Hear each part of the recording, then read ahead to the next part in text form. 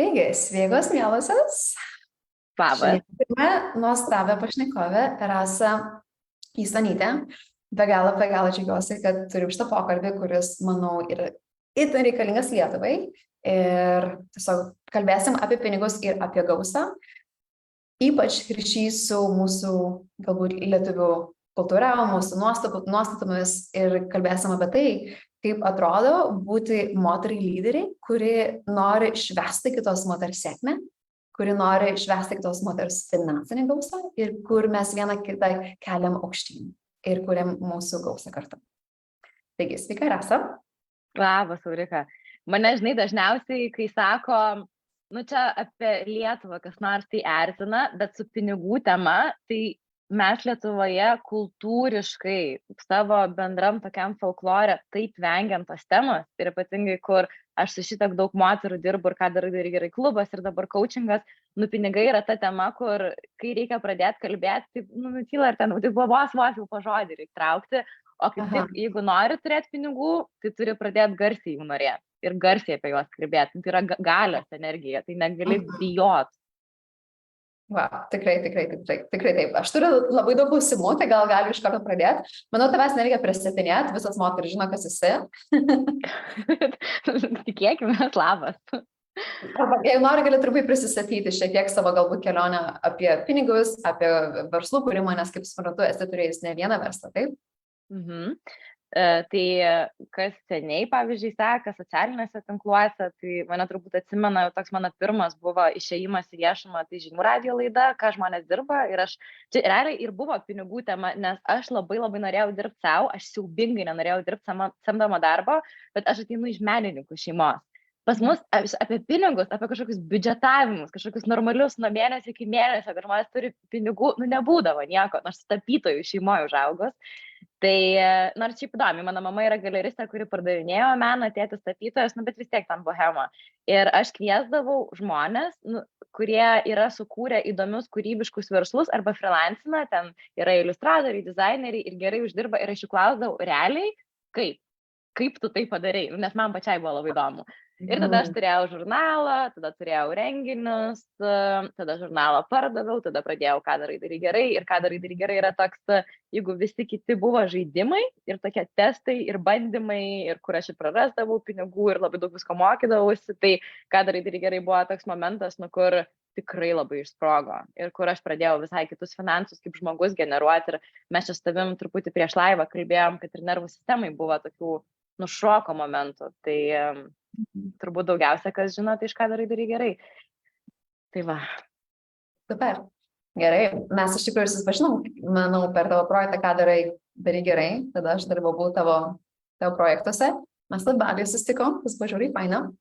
Ir dabar mes su Rasa kalbėjom abi, nes vis tiek, taip Lietuvoje turim kuo toliau, to daugiau dvasinių lyderių, kurie kuria verslą, kurie nėra tik tai, kad padarysiu čia sesiją nemokamai, čia padaro mainus, kur mes turim tą tokią baimę tiesiog įvertinti savo paslaugas, kurias kūrėme daug metų, į kurias investavome tiek daug mokymų, tiek daug pinigų, kad galėtume iš tikrųjų kurti tokias paslaugas.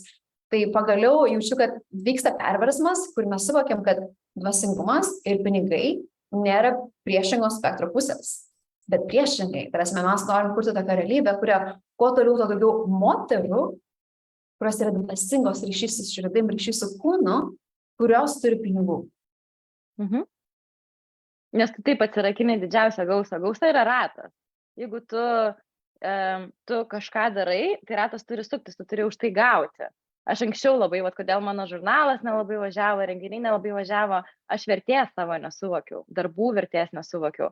Man atrodo, kad aš geriau padarysiu kažką nemokamai, arba ten pigiau, arba dar kažkaip, nes tai nepagaus už rankos, kad aš iš tikrųjų nesuprantu, ką aš čia darau. Ir ar dabar, pavyzdžiui, aš pradėjau ir į coachingą, ir į dvasingumą, ir į moterų stovyklas, nes aš supratau vieną dalyką, pas mane ateina labai protingos ir labai racionalios moteris, ir tu gali pasirašyti geriausią verslo planą, tu gali pasirašyti, amazing kiekvienos dienos to-do listus ir taip toliau. Jeigu tu neisi ir per dvasinę pusę, nedirbsi su netarnaujančiais įsitikinimais, neisi giliau, ne tik, per racionalų protą, nevažiuoja tie verslai. arba tu esi tiesiog tiek nugręžta ir tiek pervargus ir visa tokia jau, kad bloga būna ir nori išvis mesti viską. Tai, tai labai svarbu ta visa nematoma, gili pasąmoninė mūsų pusė. Ką mes ten galvojam savo viduje apie tas pinigus? Jo, visiškai taip.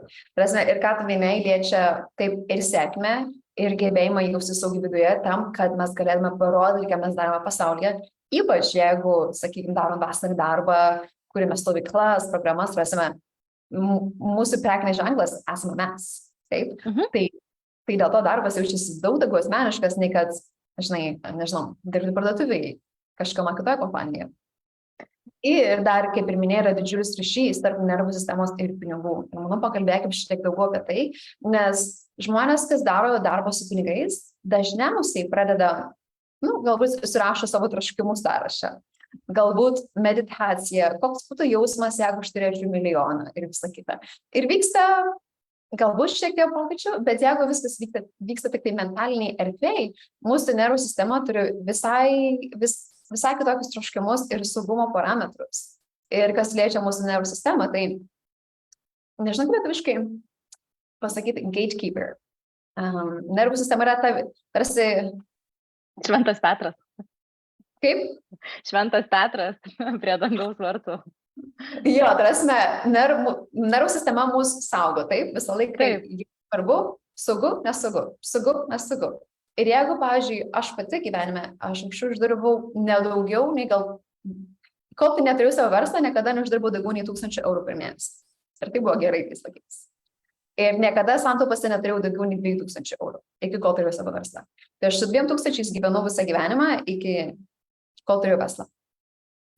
Ir aš darau savo praktikas, manifestacijas, uždirbsiu tiek ir tiek ir tiek. Bet jeigu mano nervų sistema negali išlaikyti daugiau pinigų energijos nei 2000 santaupose, kiek aš daugiau gausiu, aš išleisiu.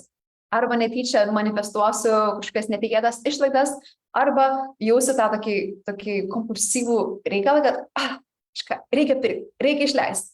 Ir mūsų nervų sistema, o ne mūsų protas, nusprendžia, kiek mes pinigų galime uždirbti saugiai. Esi taip patyrus, kad mūsų pajamos būna ties viena riba ir šiek tiek daugiau dingsta. Šiaip labai įdomi, kad tu sakai apie 1000, nes 1000 buvo ir mano suma.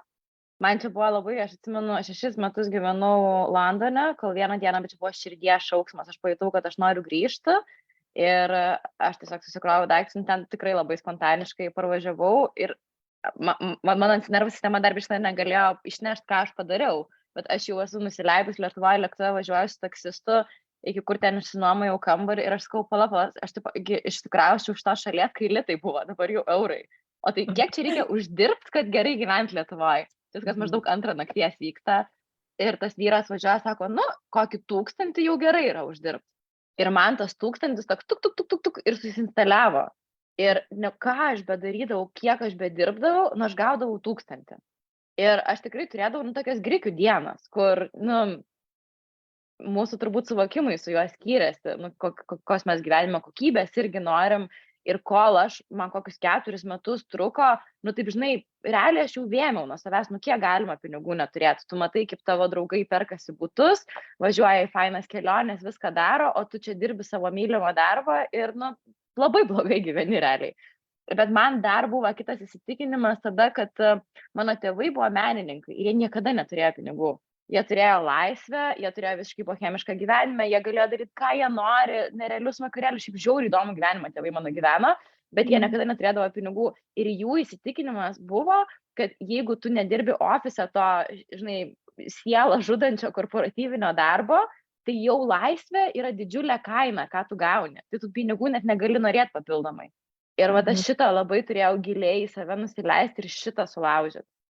Ir aš atsimenu, atsisėdau ir dariausi tą įsitikinimų praktiką ant tokio blonknoto lapuko ir aš po to radau tą lapuką ir aš pirmą kartą gyvenime leidau savo įsirašyti, kad, man dabar tai juokinga atrodo, bet kad aš per mėnesį noriu uždirbti 5000 ir taip pirmą kartą pati savo leidau užtart, ko aš noriu, nes viskas nuo mūsų noro, prasideda nuo patikėjimo ir taip iki galo netiki, bet ten rašai. Tai aš tais metais, ne tai, kad 5000 uždirbau, aš tais metais deklaravau 70 000. Nes man kažkas, taip sulūžo viduj tiesiog kažkoks įsitikinimas, kuris man netarnavo. Nes aš tada pradėjau tikėti, kad tada, kai aš dirbsiu savo mylimą darbą iš širdies, aš užsidirbsiu daugiausiai. Bet čia yra ką padirbėti. Reikia prinokti prie to momento.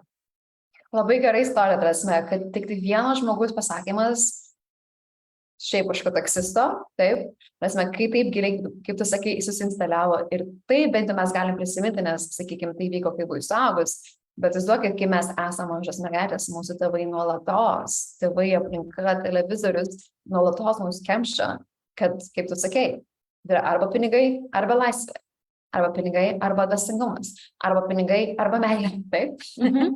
Ir mes nuolatos galvom, kad turim rinktis, bet tai iš mūsų atima mūsų galę ir mes gyvenam tada tokie, žinai. Labai svarbu suvokti, kad pinigai yra simptomas viso darbo su savim. Pirma ateina, šiaip tai net nėra sunkus darbas, tai yra nerealus darbas. Kelias į rojų kelias yra pats rojus. Eiti į save, apie save suprasti, kas ten tau viduj yra, ką tu ten tiek nešiojas, nes mes priprantam, kad mes nešiojamės. Tavo somatinės praktikos yra, terapijoje gali sėdėti ir sėdėti, bet kai tu pradedi dirbti per kūną, pradeda atsidarinėti tie gatekeepers, tie vartai, nes mes turim pilnai išjausti ir aš tavo kursą esu nusipirkus. Ir tu kursą labai gerai sakai, kada susiformuoja trauma, tada, kai mūsų nervų sistemai kažko yra per daug tiesiog. Tai jos nuolat gali atsirasti, nes jeigu mes esam super persitempusios ir mūsų tos nervų sistemos yra jau ten iš viso paper thin, tai, kiek mes visko į save tai aišku, kad mes esam irzlios, tai aišku, kad mes nieko nebenorim. Jo, visiškai taip. Ir aš esu visiškai, nežinau, obsessed, kas liečia nervų sistemos darbą. Ir tai įtakoja, viską, kiek mes galime priimti, pinigų, meilės, džiaugsmo, taikos, prisilietimo, orgasmo, tai yra, žinai, toks kaip barometras, kiek mes galim energijos judinti per kūną tą akimirką. Ir aš visą laiką sakau moterims, jeigu mes norim uždirbti daugiau pinigų, kiek mes turim erdvės kūne tuo metu, kiek mes turim erdvės mūsų sąmoniai, nes jeigu mes galvojam, bet dar tos dalyko nepadariau savo sąraše, dar tas, kada paskutinį kartą kūną savo tai, kas vyksta, ko daug reikia. Ir jeigu nėra vidinės tokios tėkmės ir ryšio tarp čia ir žemiau, tada kur tai pinigai ateis, taip? Ir jeigu yra ateis, tas mūsų saugiklis, galbūt tas bus geras žodis nervų sistemai, mūsų saugiklis nervų sistemai bus perdegęs ir tie pinigai ateis, bet jie neliks. Ir dar vienas dalykas, nežinau, kaip lietuviškai sakytumėt upper limit, sakykim. Toks, kiek lubas, ne? Tokias lubos, sakykim, jo mūsų tokia malonumo arba sėkmės, mūsų gerovės lubos, taip? Ir tai yra taip susijęs su mūsų nervų sistema, kiek mes galime išlaikyti tos gerovės ir tų pinigų. Ir tos lubos yra stiklinės, taip?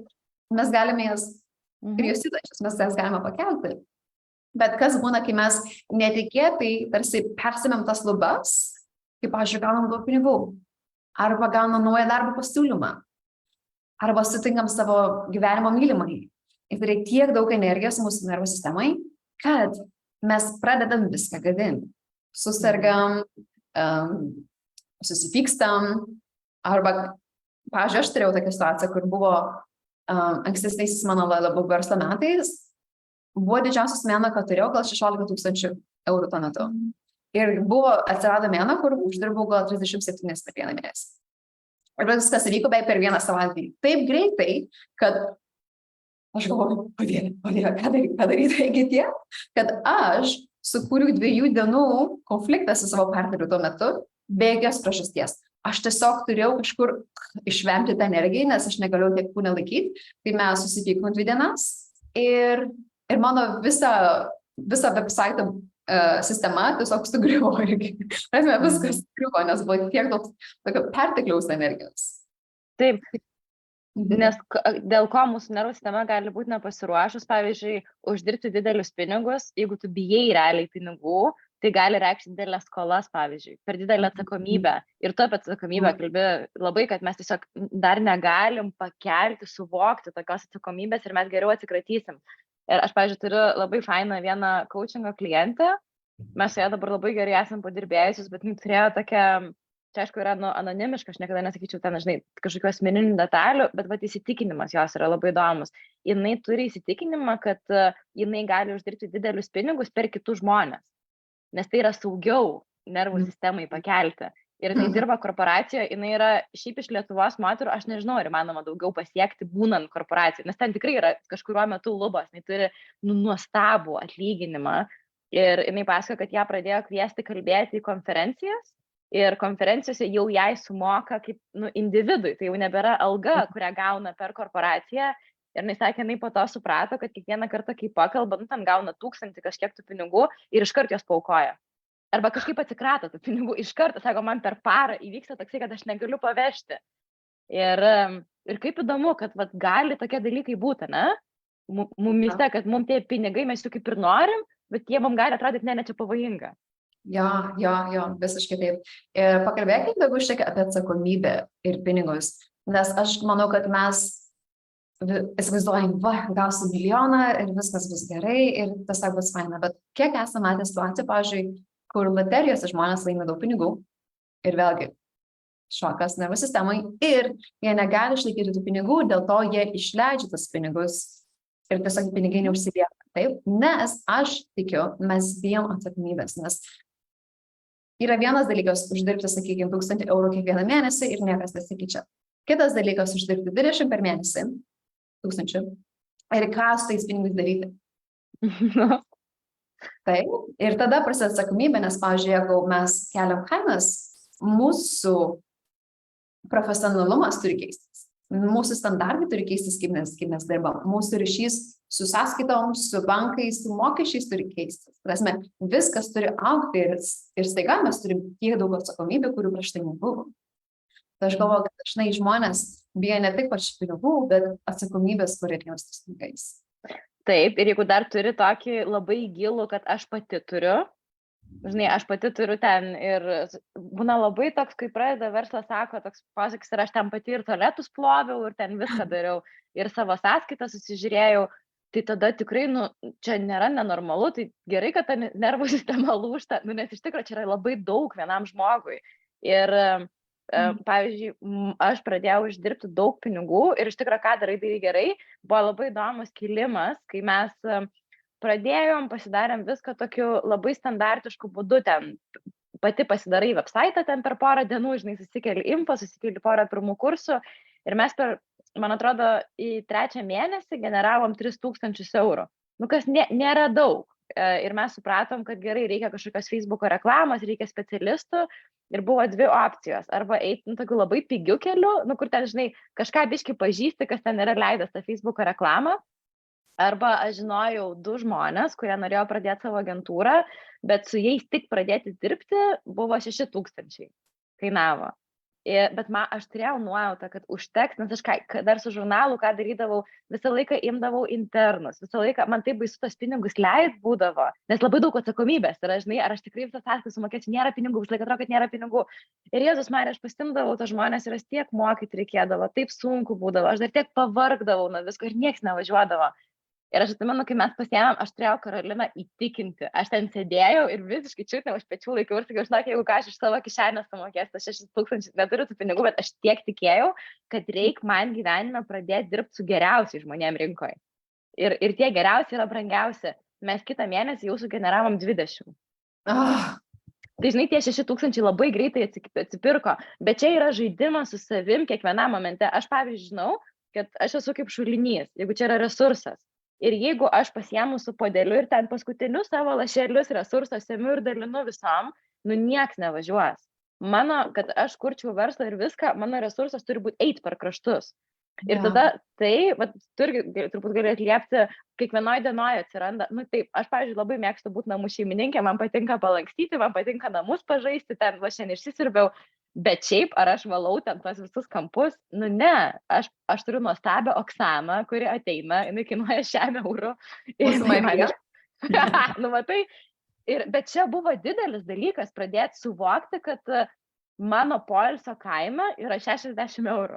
Nes aš einu su savimi pasimatymą, kai jinai mano namus valo. Nes kitaip aš tvarkausi sekmadienį, ten jau langus valaus ir viską, ne, aš normaliai nepailsiu ir su savo to numuštų resursų einu į savaitę. Ir pradėti suvokti, kur tu ant savęs taupai. Žinai, nu, apie ką aš turiu. Žiauriai geras mintis, žiauriai ačiū, esate visiškai taip. Ir, turėsime, aš tą pat esu taip irgi stipriai patyrusi ir su savo klientam taip stipriai dirbu, turėsime, ko aš iš tikrųjų noriu ir koks būtų jausmas, jeigu žinau, kad aš esu verta paties geriausio. Kad ir ką padaryčiau. Pačios geriausias kavos, kai nutavinė. Pačios geriausia patiekalo, pačių geriausia atostogų, pačios geriausias grafikos dizainerės. Taip? Ir būtent, kai aš seku savo troškimu, tai yra dvasinis kelias, nes, pavyzdžiui, sakykime, noriu geriausias grafikos dizaineris ir jie kainuoja daug. Taip, tokios paslaugos, žinom. Man galbūt tada išlys procesai, ar aš esu verta, ar tai vyks, ar pinigai sugrįš. Ir tie procesai mane grąžina į mano syvį. Taip, ir per savo troškimą aš atradau savo baimės, prasme, išgyvenau, paleidžiu, išmokstu iš jų. Ir tada, kai aš gaunu savo troškimą, aš juo esu pakylėta savo tapatybės lygmenyje, esu pakylėta kaip aurika, kaip moteris, kuri save vertina, kuri savimi tiki. Ir tai nėra tada tik tai finansinė grąža, bet aš visą išsiplečiu. Prasme, energetiškai, kūrybiškai ir visą kitą. Tai kai mes sekam savo troškimus, mes perinam per visą Venecijanskę. Nėra lengva, bet tai kaip. Bet čia, tu labai gerai pasakei, yra identiteto pasikeitimas. Nes aš turiu, mes abi su tavim užaugom ir aš tikiu labai daug moterų, kurios klausosi, taip ant bordiūro su buterbrodu rankoj. Taip paprastai. Aš taip užaugau Šiauliuose, tikrai taip. Bet visiškai ten nebuvo, mes neturėjom giminės moterų pavyzdžių, kurios kažkaip save lepintų, ten buvo labai daug kančios. Ir ką tu kalbėjai apie tą ekspandinimą, yra tokia nuostabi vedlė moteris Raimonda Vyšnia, jinai visą laiką savo kartoja, kaip jinai išėjo iš tos vergės Izauros, su buterbrodu, kur ten. Jo, tai jinai sako, aš eidavau ir kartodavau savo, aš gėlė, kaip elgėsi gėlė, aš gėlė. Nes aš dabar štai išversiu į labai paprastą, ką aš matau kiekvienoje dienoje su verslu. Tu pradedi, tarkim, makrame darai, ten nerika nors rankom. Ir kad tavo verslas augtų, tu turi investuoti. Taip yra. Bet mes taip neinvestuojam į save, mes į nieką neinvestuojam. Mums atrodo, kad sukūriau tą makrame, pasidariau kažkokį savo websaitą, kiek žinau, kad reikia pasidaryti, gal įkėliau į Etsy, kodėl blemba nėra užsakymų. Ir nebus tų užsakymų.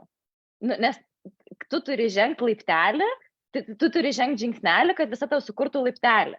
Nebus taip, kad tau visą tai iš niekur pasakys, štai mieloji tau 5000, dabar investuok į savo verslą ir tada aš tau atnešiu gausos.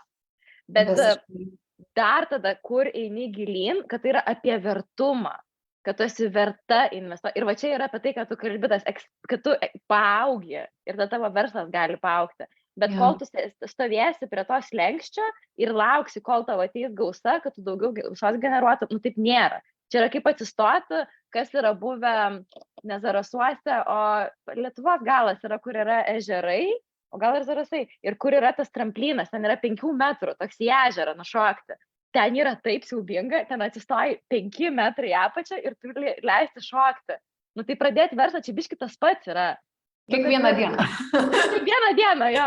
Nes nėra taip, kad, jau po to išsitreniruoji tą raumenį ir jau žinai, kaip čia veikia viskas, aš savo ant rankos esu jo, tada biški keli kartelę, nes šį po to pripranti, fainam pasidaro, kai yra baisu.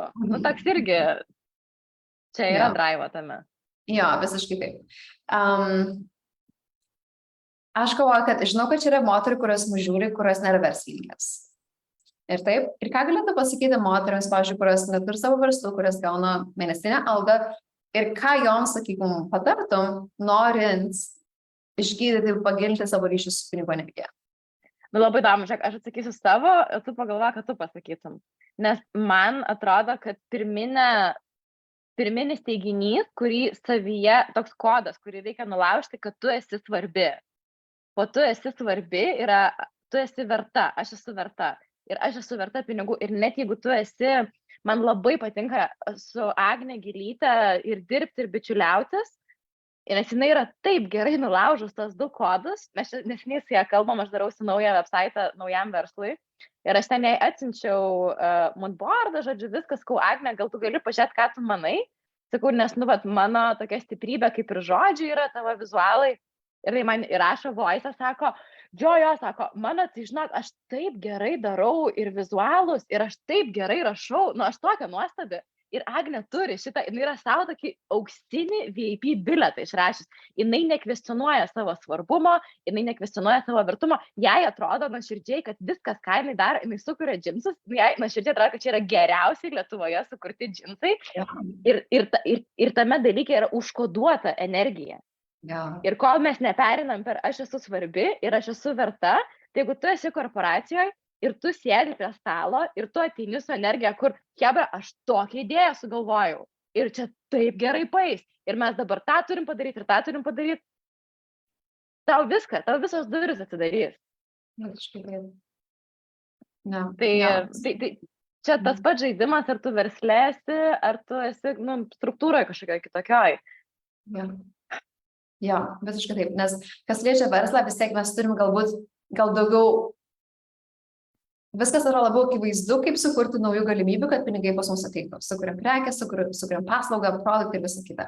Bet kas liečia, sakykime, dirbant darbą kitam žmogui, kaip ir tu sakei, prasme, jeigu viduj yra tas įkūnytas žinojimas, kad aš esu geriausias, aš esu sverta, mano laikas yra svarbus, mano protas, mano idėjos, mano pastangos, tai yra geriausias dalykas šitoje kompanijoje ir kaip jums pasiseka, kad jūs mane turit. Ne per organizaciją, bet vertinkit mane, nes aš savo vertinu. Ir tada aplinka pradeda susilygiuoti su mūsų vidiniam nuostatom. Tai veikia magiškai, tai veikia ir santykiuose, ir piniguose, ir darbe, ir visur.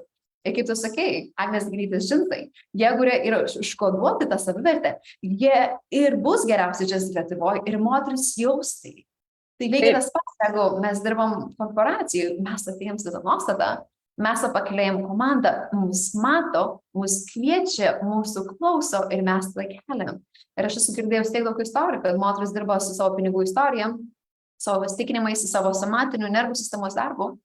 Ir sako, man pasiūlė netikėtą algos pakilimą, atėjo bonusas, atėjo nuo galimybė, kaip sakai, moteris dirba korporacijai, bet daro darbą konferencijose papildomai. Prasme, galimybės pradeda ateiti, bet kol jos neateina, tai yra mūsų darbas sukurtiems erdvės ir jas pradėti pačioms kurti.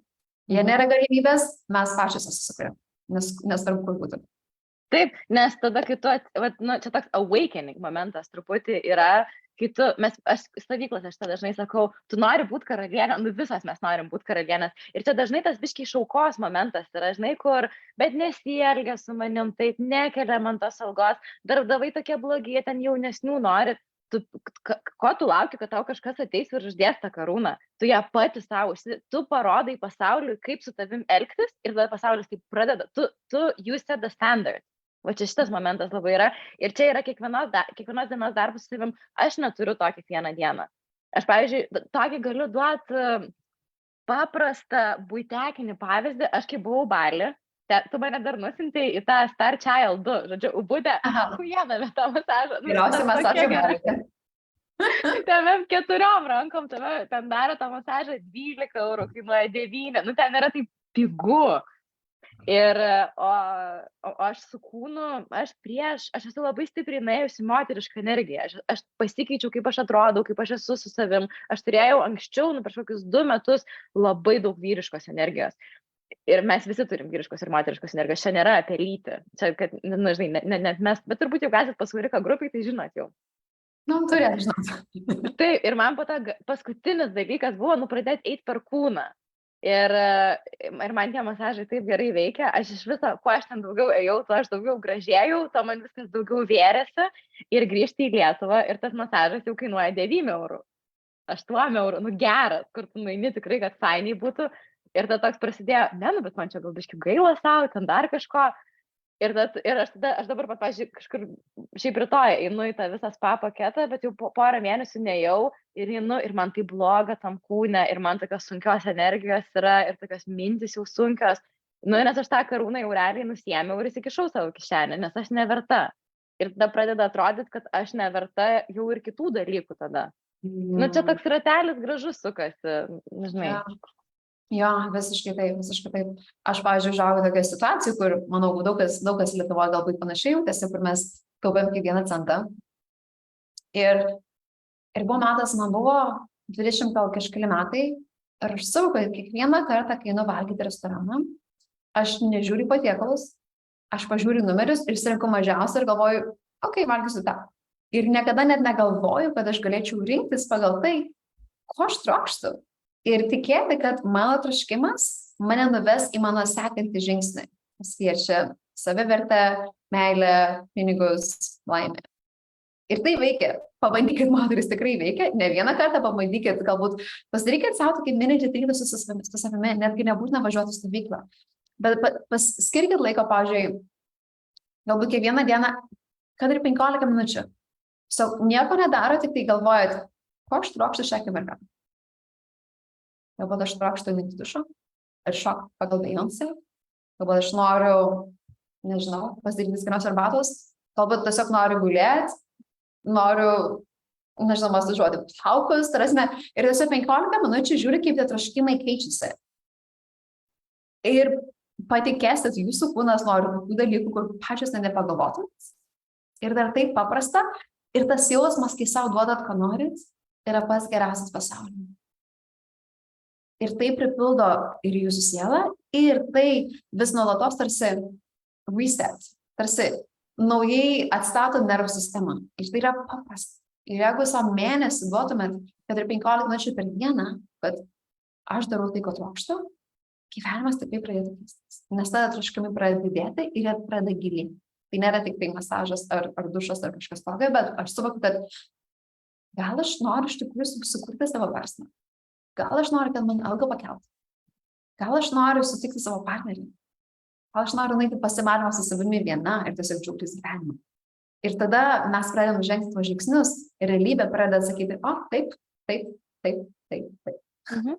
Taip, nes to atvirkštinis yra, pavyzdžiui, aš turiu kitą klientės istoriją, kur žmogus jau būdamas universitete suprato, kad nepatinka specialybė, kurią studijuoja. Ir dar 10 metų išdirbo. Wow. Ir tada, kur tu sakai, ko aš noriu, aš labai gražiai atsimenu tą sesiją, nes jinai atėjo apie tai, kad jinai, vienintelis dalykas, ką jinai suvokė, kad jinai jau nekenčia savo darbo, jinai nebegali tiesiog, nes vis tiek mes visi prieisim į limitą, kur tiesiog nebegali. Ir aš nesu paklausus tiek kartų gyvenime per valandą laiko, ko tu nori. Ir buvo taip įdomu, nes jinai pradžioje negirdėjo to klausimo. Yeah. Atrodė, kad aš neklausiu. Ir po to kažkuriuo metu aš vis kartojau ir pasipylė ašaros. Ir tada apie ką yra tos ašaros, nes aš niekada neklausiu savęs, ko aš noriu, aš dariau, ką reikia.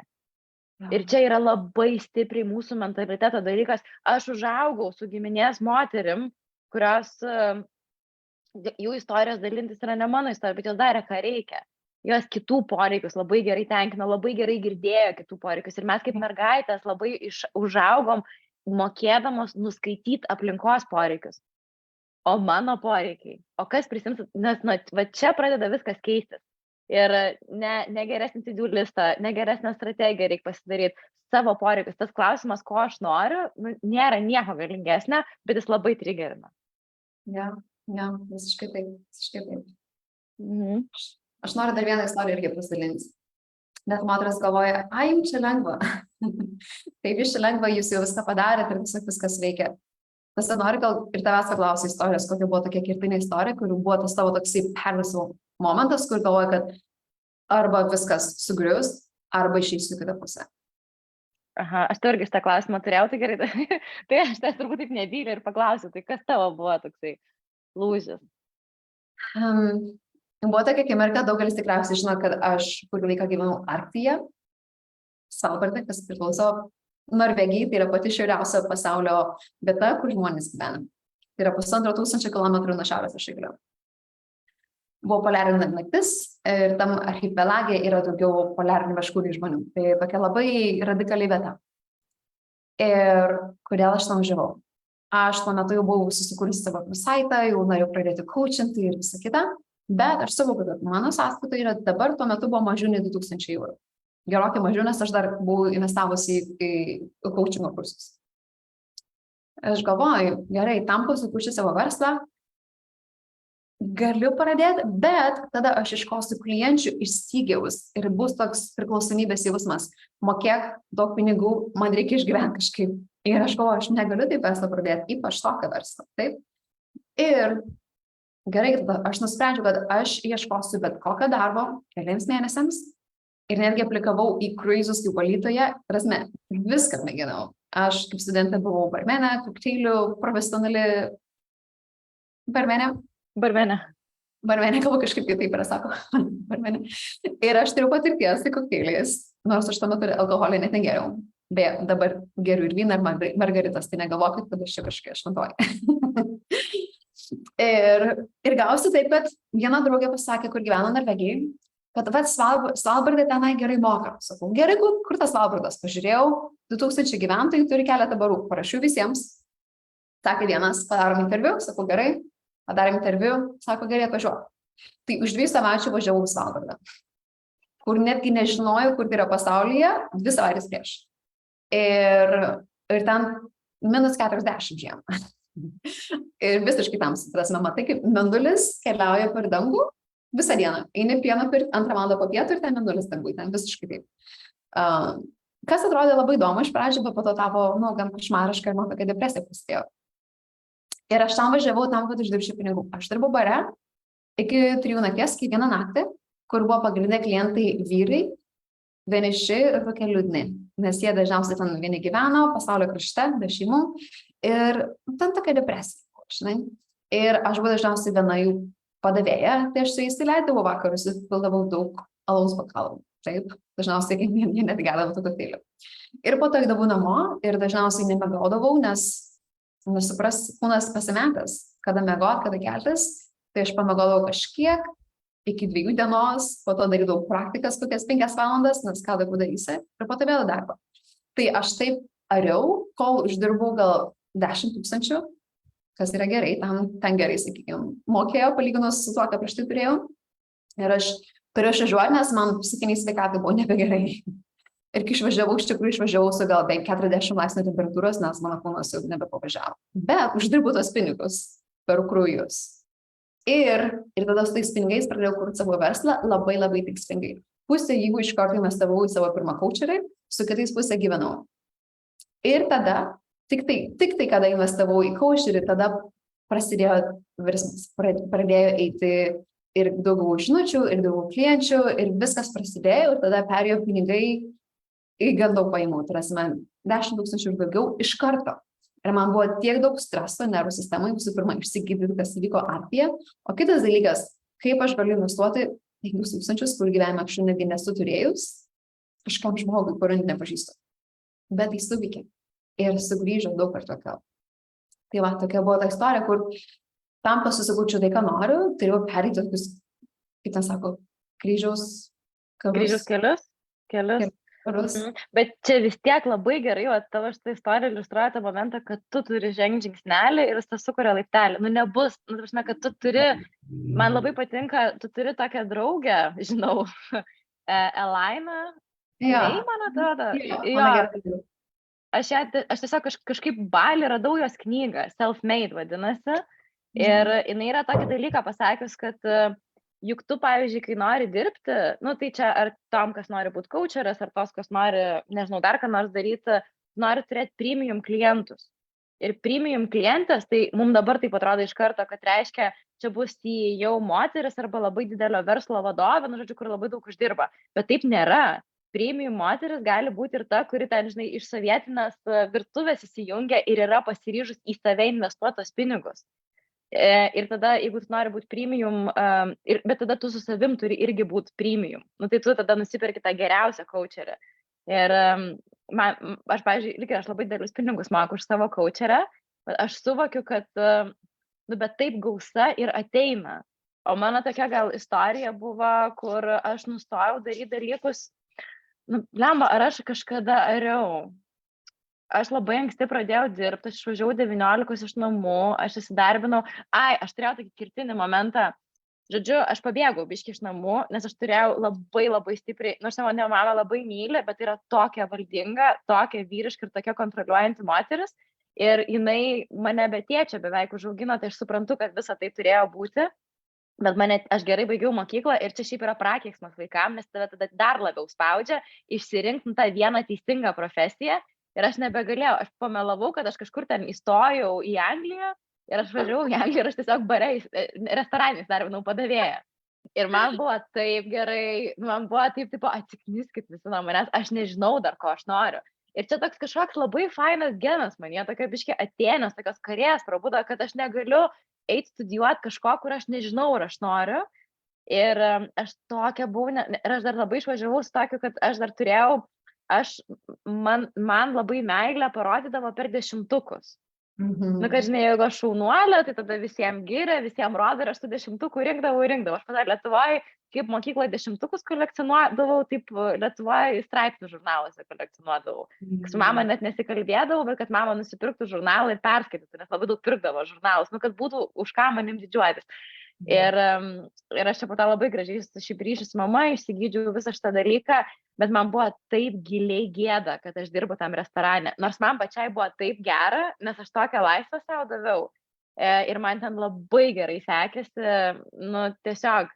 Bet aš jį būdavau tokia kaip ir, ne, tuo metu tai labai gerai dar nesisekė. Aš taip eidavau ten į tą darbą, bet buvo taip, tokia nepatenkinta viskuo labai ir labai tokie lietuviški balsai girdisi, galvoju, čia tik padavėja, nu kažkas tokio. Ir prie manęs priėjo toks azijietis, mano kolega, buvo sekmadienis, labai mažai žmonių ir aš tam tokia miserable stoviu, nelaiminga. O jisai, jam maždaug šiam metu, jis atrodo kaip Kem, Čai, jo vardas buvo. Ir jisai prie manęs prie sako, aš žiūrėjau tave, sako, aš to noriu ką pasakyti. Žinok, laimingi žmonės traukia laimingus žmonės, nelaimingi žmonės traukia nelaimingus žmonės. Ir nuėjo. Ir mane taip išnešė. Ir aš taip atsimenu, išėjau iš to restiko, apėjau aplink namą, nuėjau į apačią, nusileidau, bet kaip ir filmą. Ir žiūriu į veidrodį ir galvoju, bet čia šiaip tokia tiesa yra. Ir aš tokia nelaiminga moteris jauna prieš save stoviu. Ir aš tiesiog, ir čia labai čia skamba, aš savo nusišypsojau. Ir nuėjau atgal dirbti. Ir aš pradėjau belę kaip gerai varyti. Ten, po to prieidavo klientai ir sakydavo mano vadybininkui, jinai yra nuostabi. Taip, geriausia padavėja, kokią mes turėjom, mane pradėjo aukštinti. Tai aš po metų laiko buvau vadybininkė to restorano, o dar po pusmečio dirbau jų marketingo skyriui. Nu, tiesiog iš viso mane į ofisą pakėlė. Ja. Ir čia toks lūžis buvo, kad mūsų energija šiaip pritraukia. Šitą grupę vadinasi magnetiškos moteris, bet tai ką reiškia tas magnetizmas? Tavo vidinė energija tai yra. Ja. Ir čia toks irgi žaidimas su savo energijom. Žiūrėjau gerai istoriją, kaip vienas žmogus pasakymas, viską pervirta užsikojom. Kad ir kur tu būtum čia, ačiū. Jo, visiškai taip, žiūrėjau faina. Tai gerai, Eurika, kiek uždirbi? Mes ir Rasa kalbėjom prieš tai, kalbam? Aš ir kalbam, nes žmonės bijo. Šiuo metu per mėnesį, šiais metais tiesiog sviruoja gal kažkur nuo 10 iki 20 per mėnesį, $1000. Kartais būna 25, kartais 30, bet dažniausiai nebūna mažiau nei 10. O kaip išmokai elgtis su tais pinigais? Koks tavo šiaip santykis su jais yra? Dabar tai išdievinu pinigus. Nu, bet jeigu tai būtų draugystė, žinai, vat kokia tai yra draugystė? Jo, mes draugaujam, mes kiekvieną dieną kalbamės. Kiekvieną dieną dėkoju už tai, kad jie manęs tiek išmokė ir man pinigai yra tarsi mano vidinės būsenos barometras. Jeigu pinigai kažkur sustoja arba išeina per greitai, aš jaučiu, kad kažkas viduje vyksta. Jeigu pinigai ateina, aš galvoju, tai tiesiog yra daugiau pertekliaus energijos, kas atspindi mano vidinę būseną ir tiek. Prasme, tai yra toksai dažniausiai mano veidrodis ten, kur aš esu gyvenime tuo metu.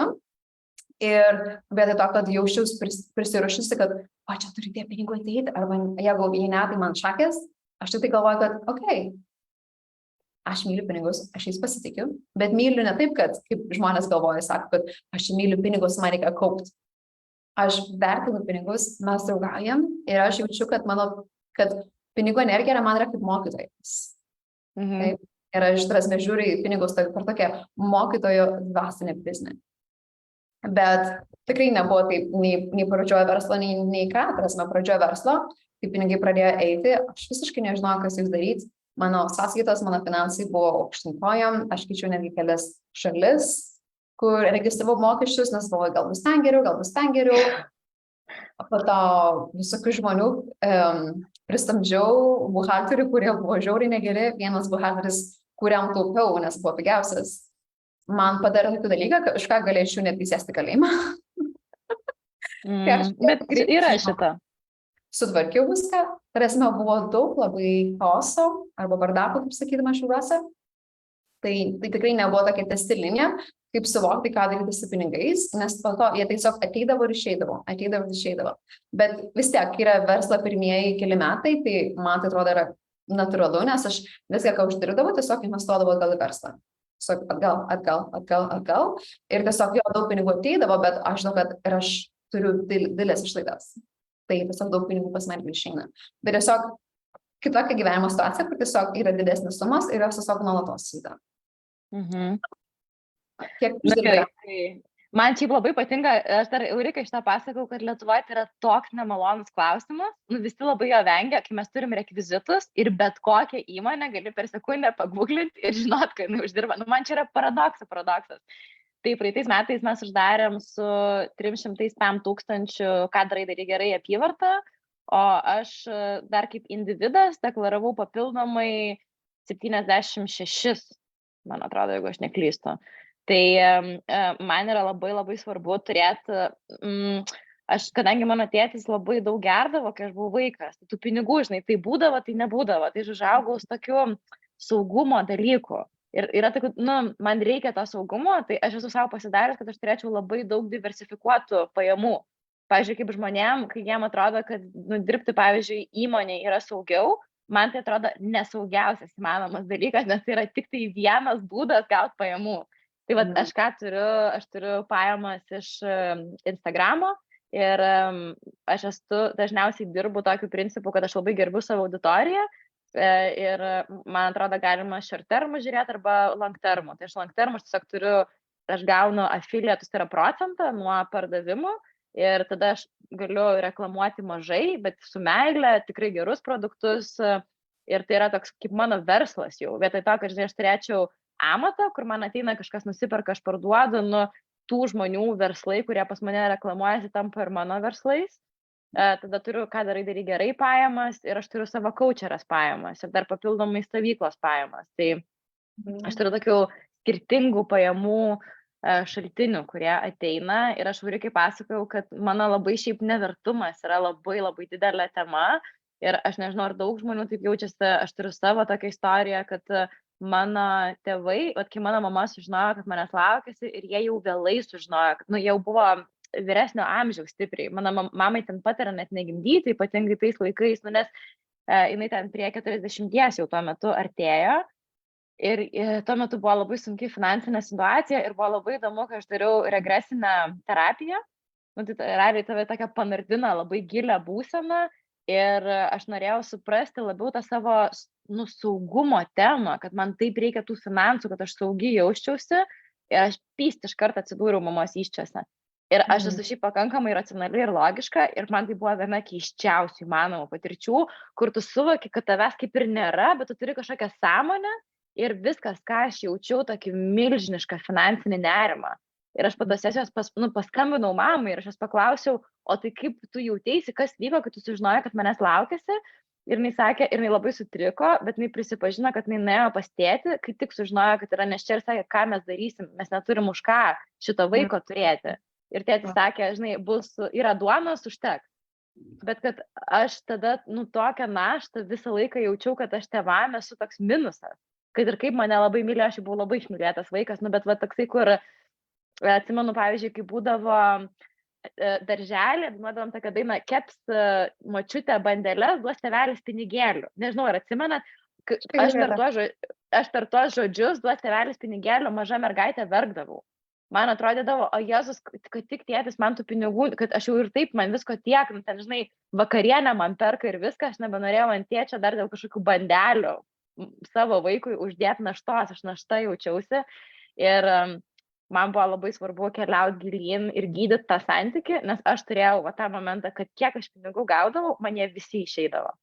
Nes man atrodydavo, dar plius, kai aš taip ilgai gyvenau be pinigų ir išvažiavau į Angliją gyventi ant savo šiknos, visiškai ką uždirbau, tą turėjau, aš po to supratau, kad neturėti pinigų yra mano komforto būsena.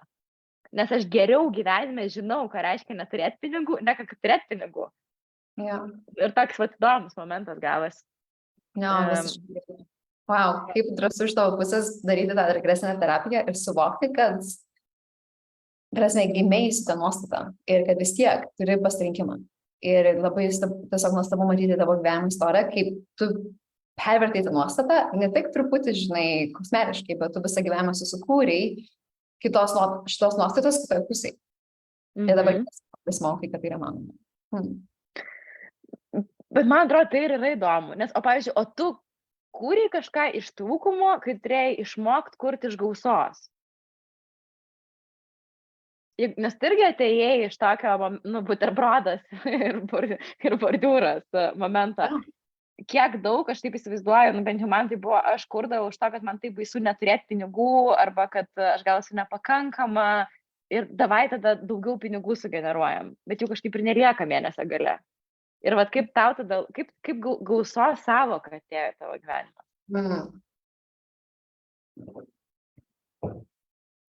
Tas labai keitėsi metų bėgyje. Dabar šiuo metu, ką aš labiausiai vertinu, tai yra mano gyvybingumas ir mano laikas. Ir mano gebėjimas patirti artimą intimų ryšį su savo partneriu, su savo šeima, su savo draugais. Man tai yra svarbiausia. Ir aš esu patyrusi, kad aš galiu gauti bet kokią pinigų sumą, bet jeigu mano viduj nėra užpildyta mano širdis ir mano santykiai, jeigu aš neturiu laisvo laiko tiesiog mėgauti savo gyvenimą, tie pinigai nieko daug nereiškia. Ir taip, vieną kartą buvo situacija, kai pirmą kartą gyvenime gavau 5-ženklę sumą per vieną mokėjimą. Ir toksai, gerai, tai įvyko, žinai, buvo viena klientė. Ar aš gavau tos pinigus ir aš buvau tuo metu tokia pavargus, ir aš galvoju, ne. Gerai, tai yra skaičiai ant ekrano, žinau, kad aš jų labai norėjau, bet aš nieko negaliu jausti.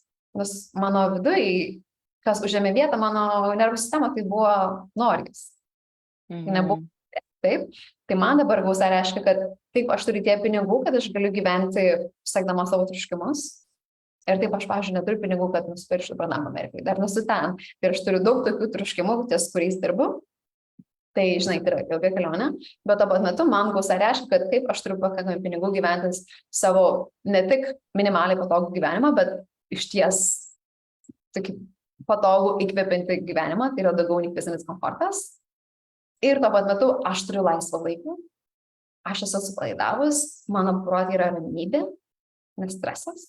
Ir mano kūnas yra pakankamai atviras tam, kad aš galėčiau, pavyzdžiui, dienos metu, mylėtis su savo mylimuoju. Vietoj to, kad man stresas, aš dirbu iki čia. Ne, aš noriu būti tokia minkšta, tokia atvira, tokia priimanti, tam, kad galėčiau mylėtis vidury darbo dienos, pavyzdžiui. Ir tam, kad vakarais ir savaitgaliais aš būčiau atsipalaidavus, minkšta, kad galėčiau būti su savo draugėm, kad galėčiau tiesiog mėgauti savo gyvenimą. Taip, tai man tai yra gausa. Visą keriopą, kas liečia mano fizinį kūną, mano santykius, mano laiką, mano kūrybą ir mano gebėjimą, visą laiką turėti pakankamai laiko, jausti savo emocijas, būti praktikose, kurti gilesnį ryšį su Dievu, taip. Tai man tai yra gausa. Aš dar labai prisimenu, šiaip tas time rich momentas, labai gerai angliškai verčiasi, tai man čia irgi yra esmė ir man atrodo, ką aš matau iš klienčių, kad viso šito nori.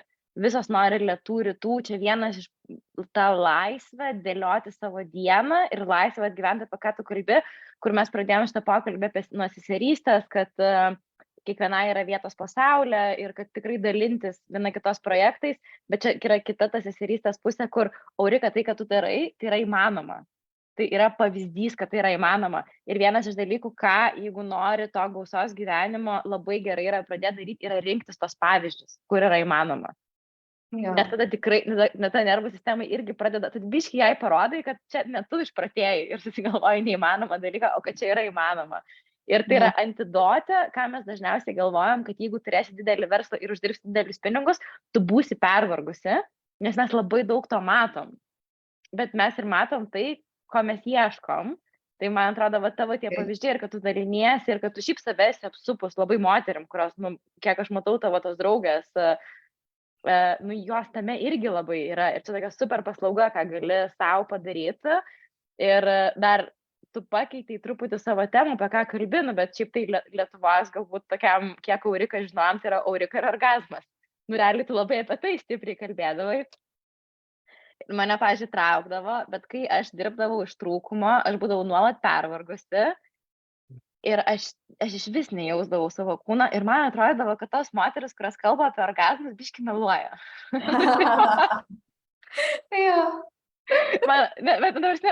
Ir tu dar savo kursai, ypatingai labai fainai, man patiko tas momentas, tu kalbi, žinai, susirask ant kūno vietą, kur labai malonu glostyti yra. Ir pasižiūrėk, kiek ilgai tu gali išbūt malonume. Ir aš, pavyzdžiui, aš šitą reflektuodama supratau, kad aš anksčiau tiek ilgai galėdavau išbūt kančioje.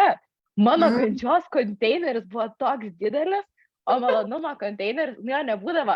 Mane būdavo vyrai, jeigu glostydavo, aš prašydavau, kad neglostytų. Aš sakydavau, kad man nepatinka, kai mane glostydavo, aš neturėjau malonumo konteinerio. Tai jeigu tu negali leisti vyrai tavęs glostyti, tai apie kokį mes orgazmą kalbam? Ir dar plus, aš tai bijodavau moteriškos energijos, nu, man atrodydavo, kad jos visos yra išpratėjusios, tos moteris, kurios kalba apie tos dvasingumo reikalus. Man atrodė labai racionaliam žmogui super pavojingai tai eiti, nes aš užsirišiu turbaną, pradėsiu nebesusikust pažastų ir ten dar kas nors man, ir nebevalgyti nei mėsos, nei alkoholį, gert, nu nieko.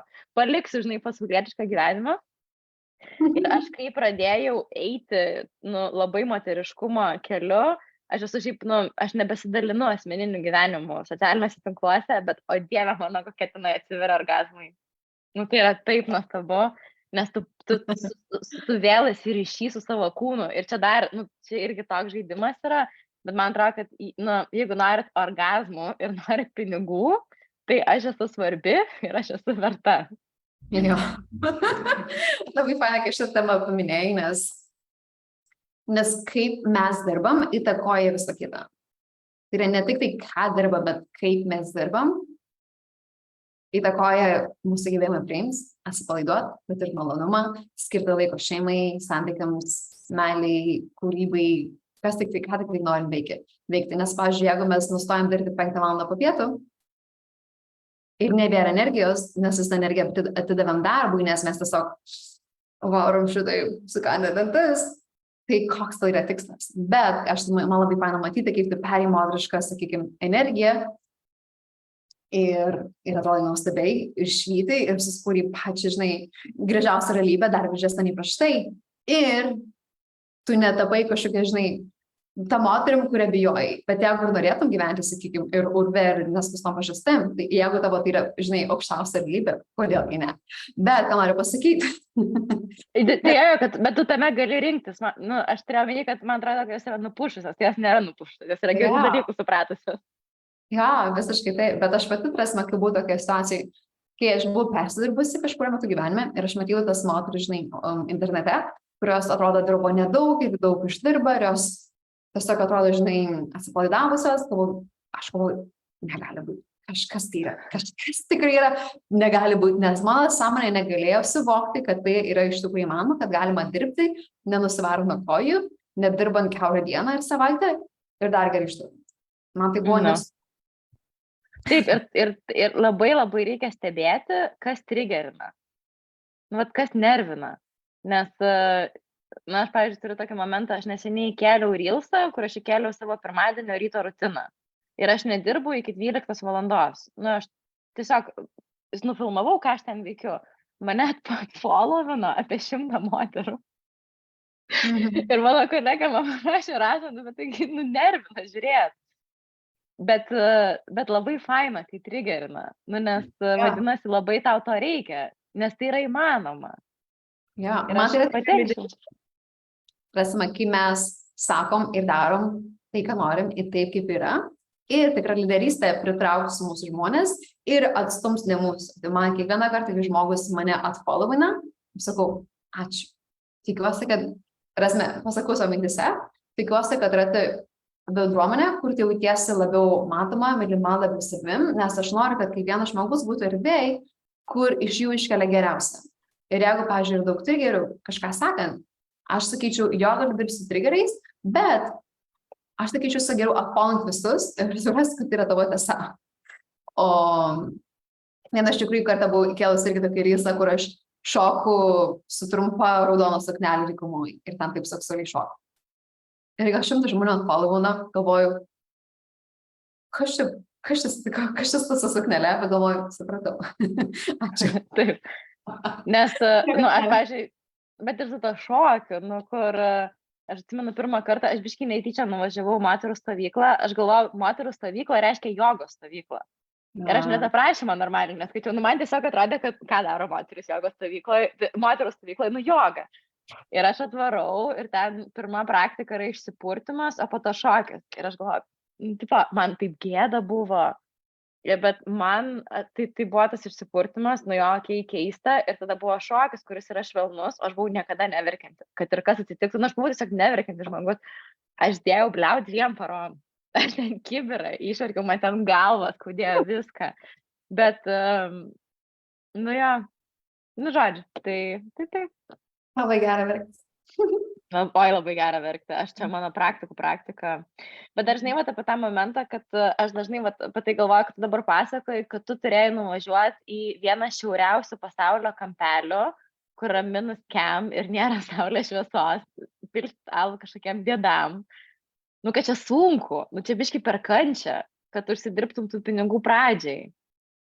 Jo, bet daug labai kitų dalykų vyko, Rasa. Aš galvoju, kad aš tam važiuoju dirbti pinigų. Tai istorija labai tokia kompleksiška, dėl to aš šiek tiek vieną dalį papasakojau, bet gilesnė istorija, kodėl aš tam važiavau. Jo, pinigai, taip, bet tai buvo toks buvo pirminis pretekstas, kodėl aš važiuoju. Bet kas įvyko tenai, tai mano įvyko tamsioji sielos naktis.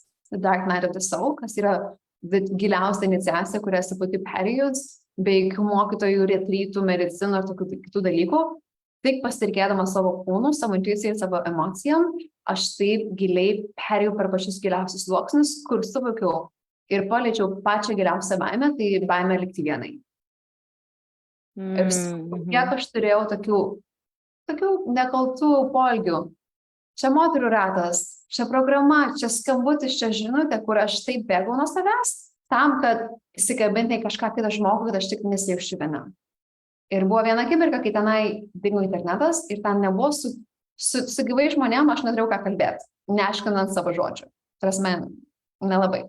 Tai aš internete daug laiko leidau. Ir tą dieną, kai dingo internetas, aš tiesiog turėjau vieną geriausią akimirką gyvenime, kur aš tiesiog verkiau sukritusiai ant virtuvės grindų kelias valandas ir tiesiog buvo taip tamsu, ne tik išoriai, bet ir viduj.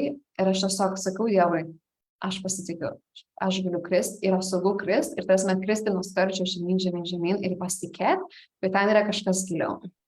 Ir aš taip giliai kritau, kur atradau pačią giliausią meilę savo, kuri visiškai nepriklauso nuo nieko išoriai. Nei nuo draugų, nei nuo įvertinimo, nei nuo pinigų, nuo nieko. Ir tą akimirką tą akimirką pasikartoju gal 2 kartų, ne vieną kartą taip įvyko, aišku, tai daug kartų įvyko. Bet per tuos kartus aš taip atradau savo vyrišką energiją, kur aš jutau, kad I've got me, aš galiu save laikyti ir aš esu bebaimė, tai esi man to atžvilgiu. Aš nieko nebijau, kas įvyks, nes aš žinau, kad aš galiu išbūti su savimi ir mylėti save pačiam didžiausiam skausme ir giliausiam vienatvėje. Ir tą aš dariau 2 kartų, iki kol atradau pačią giliausią tokį bestalinį meilę savo. Ir ten aš visiškai kitaip atradau Dievą. Malda praktika, kurio aš atsivėriau. Prasme, ekstatiškai. Buvo ekstatiškas skausmas ir ekstatiškas malonumas vien per tą emociją iš širdies atsivėrimą. Ir tai vyko 2 kartų ir aš tuo metu buvau gal 4 metuose, kur buvau be santykių ir labai ilgėjusi tų santykių, bet visi vyrai, kurie atėjo mano gyvenimą, atėjo per tą, aš buvau būti viena ir saugok mane, papildyk mane. Ir po to laiko artėje, aš tada įėjau santykius taip po 2 mėnesių su nuostabiu vyru. Taip? Ir tai visiškai pakeitė mano vidinę sąjungą tarp moteriškos energijos, mano savivertę, mano meilė savo ir kaip aš save vertinu santykiuose ir kokius žmonės pritraukiu, profesiškai, romantiškai ir visą kitą. Tai aš važiuoju į Arktį, dabar kaip aš žiūriu atgal, būtent dėl šito. Pinigai buvo bonusas, bet tai buvo svarbiausia mano pamoka gyvenime. Labai gražu. Ir kaip parodo, ne, kad kai prisiemi už save atsakomybę, tai gali šūdai darytis. Žiauriai sunku gali būti, bet vis tiek tos patirtis išsiverčia į dovanas. Nu, kad čia iniciacijos yra. Ir kad tiesiog nenuskambėtų tai, kad tau turėjo būti labai sunku, kad būtų labai gerai. Nu, there's no pleasure without pain. Nu, tas momentas yra, kad visą laiką yra ta šešėlio pusė, bet tai nereiškia, kad dabar visą laiką reikės kentėti. Bet aš tai nežiūrėjau kaip į kančią, aš galvojam, kad skausmas yra blogai, skausmas yra gyvenimo dalis, bet mes renkamės, ar kenčiam per skausmą, ar ne. Ir aš suvokiu, kad aš galiu išbūti su skausmu ir aš nebijau skausmų, bet lygiai taip pat aš ir nesekioju tokių, trumpalaikių malonumų. Pripildyk mane, mylėk mane, matyk mane. Aš nebebėgau nei nuo skausmo, nei nebesekėjau malonumo. Ir aš tiesiog atradau tokią ramybę su to skausmu, kad tas skausmas, dabar, pavyzdžiui, kai aš darau kokią praktiką, yra gilus emocinis skausmas arba pyktis, aš galiu jausti orgasmišką energiją tuo pat metu. Taip? Nebėra skirtumo, nes tai yra tiesiog daug energijos, kaip žaibas, kuris eina per kūną, tai ar pyktis, ar orgasmas yra tiesiog daug energijos, kurią aš judinu per kūną. Ir viskas, skausmas nėra kančia. O jeigu kažkas klauso ir nesupranta, ką reiškia judinti per kūną? Žinai, nes gali būti tas momentas, tipo, apie ką jinai čia kalba. Nes mes to kaip mes to nedarom, mes terapijoje sėdim vienas prieš kitą, engage'ina protas, tada jeigu mes judam, mes judam puodelį pasimti iš lentynos, žinai, kas somatika, kas tai yra? Pavyzdžiui, jeigu jaučiam, kad yra gerklėj gumulas, norim verkti, bet negalim. Yra pojūtis, mes lokalizuojam pojūtį kūne ir pasakom, ką mes jaučiam. Dažniausiai būna mūsų centriniai ašiai, kas liečia nuo mūsų, sakykime, joniai, gimdos, saulės leidinio. Ir kažkur šitoj ašiai dažniausiai būna kažko įtampa, jeigu kažkas neveikia gyvenime. Ir sakykime, aš imu šitą vietą ir tai yra stiprus pojūtis. Kartais bus labai švelnus, visai būna. Ir aš duosiu tam pojūčiui balsą ir išraišką. Vietoj to, ką sakyčiau, savo dienoraštį, jaučiu gerklėj gumalą, man dabar liūdna, turėčiau verkti, bet negaliu.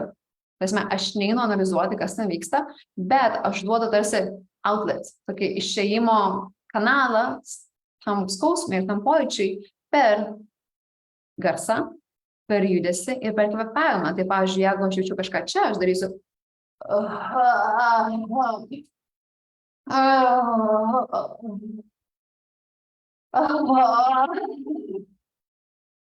ir tai iš karto kiek energijos kūnas rado, akis žyva, taip?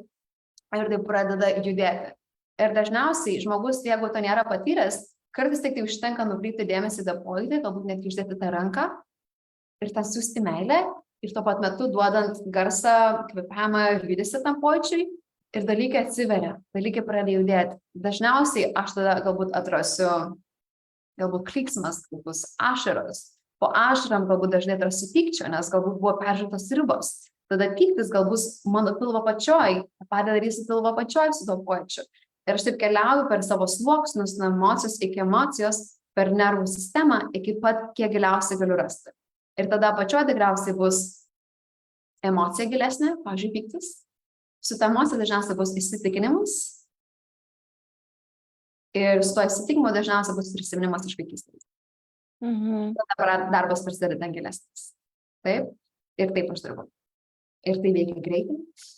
Ir žiauriai efektyviai. Bet tam reikia žiauriai daug tiesos. Ir kalbant apie tai, aš darysiu rugsėjo mėnesį greitai lietuviškai kursą apie pinigus, kur vesiu bent jau vieną gilę somatinę praktiką, panašiai kaip dabar minėjau, dirbant su pinigų energija.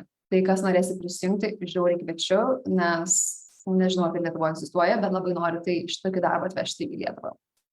Man atrodo labai jėga, tu mane Balį nusintei į tą antrą stovyklą, tai buvo vienintelė naktis, kur man buvo taip stipru, kad aš negalėjau miegoti po to. Aš tikrai visą naktį negalėjau užmigti. Ir kitą dieną dar reikėjo eiti. Ir kai Lietuvoje sakai tantra, tai atrodo, kad tai būtų tik seksas. Ir ten būtent labai apie tai kalbėjo, kad tu turi ownint ir sukurti vietos ir per kūną išjausti emociją. Nu, mane išnešė. Kai tu galvoji, tai daryti Lietuvoje, nu, tai taip to reikia mums išmokti, sukurti vietą savo emocijai ir, nu, šiaip stebuklai pradeda darytis. Kiek daug kūne yra. Bet aš atsimenu, kaip pirmą kartą jau kūno terapija Lietuvoje, aš ateinu ir ten toks čiužinukas patiestas ir man atrodo, kad man kažką reikės pradėti daryti. Ir aš tiek gėdos turėjau, man taip gėda buvo, aš jas prašiau, kad aš galiu tik su jumis kalbėtis, kad man čia nereikėtų kažko daryti. Tik tai kalbėkim, nejudėkim. Jo, tik tai nejudėkit. Ir žinai, praeina 2 metai, aš ubudė, ecstatic dance, pati vieną beleką, nesvarbu, kiek žmonių yra aplinkui. Tai aš kažkaip dar norėjau pasakyti tokį dalyką, kad užtenka kartais turėti intenciją, kad nori pradėti tai eiti ir visata labai daug būdų sukuria, kaip gali nueiti. Jo, nes yra. Jo. Tai va. O šiaip dar pasakysiu, kad jeigu kas nors nori, tai aš kitą savaitę trečiadienį pirtelę organizuoju moterų. Tai kas iš Pajūrio yra, dar yra porą vietų, galite parašyti.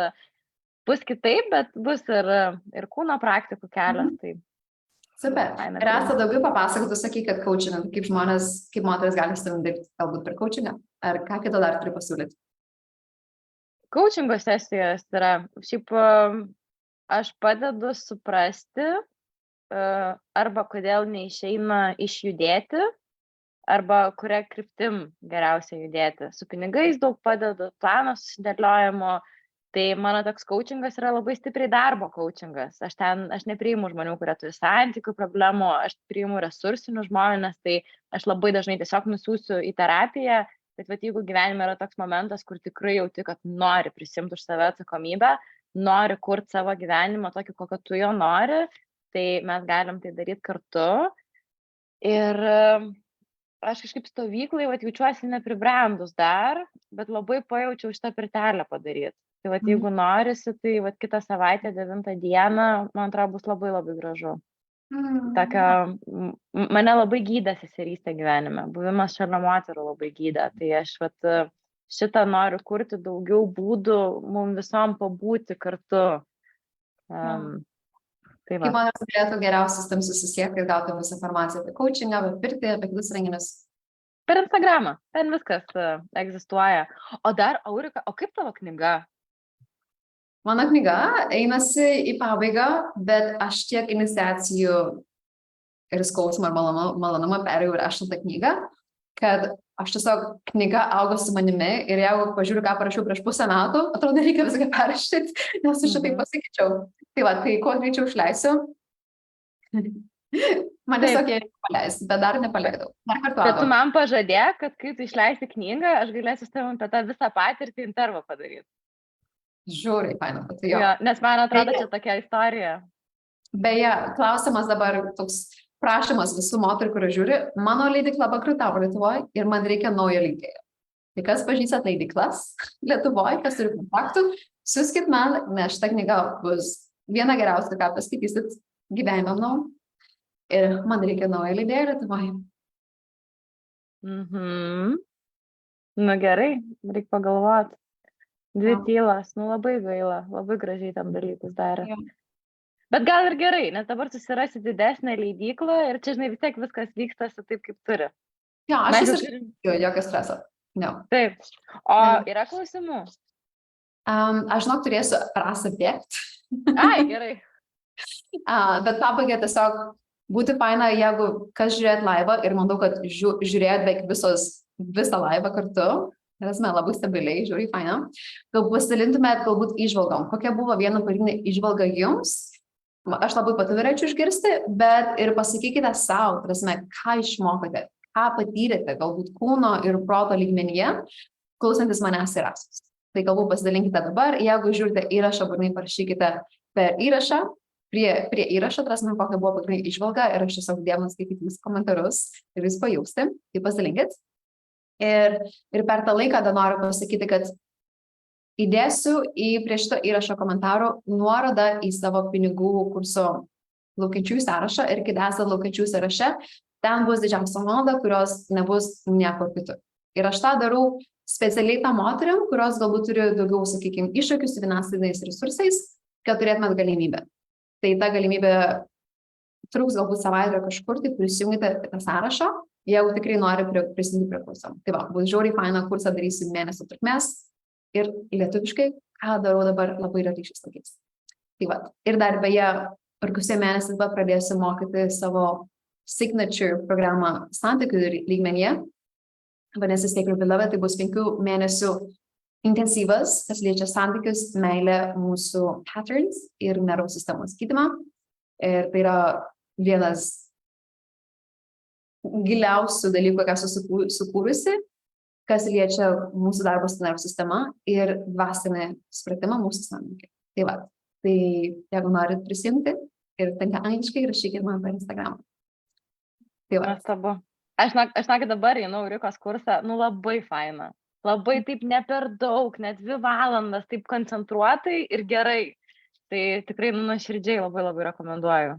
Labai patinka. Ačiū Tai labai. gerai. Ir vienos moters sėkmė yra tik įrodymas, kad gali sektis. Tai jeigu nors kiek atrodo, kad jos čia kalba ir jom pasisekė, tai čia tas įrodymas, kurio reikėjo, kad tu tik varyk mažutę, viskas bus gerai. Visiškai taip. Gerai. Nu ką? Dabar jaučiu, kad būtų faina man daugiau Lietuvoje kalbėti tom temam. Jeigu kažkas dirba žiniasklaidoj, jeigu taip sakosi dar šiais laikais, žinių portaluose, žurnaluose rašykit žinutę ir padarykim interviu, būtų žiauriai faina daugiau pasidalinti šitą informaciją su Lietuva. Nuostabu. Gerai. Gerai, Rasa. Ate merginos. Ačiū, Eurika. Esi nereali ir kaip gera, kad Lietuva turi tave. Va, labai džiugiuosi. Ir tave. Ir aš turiu tave. Ačiū. Bet žinai, labai gerai priimt komplimentus, tai kitaip čia apie mane. Taip. Gerai, gražaus vakaro visams. Ačiū. Ačiū, Melodija. Iki.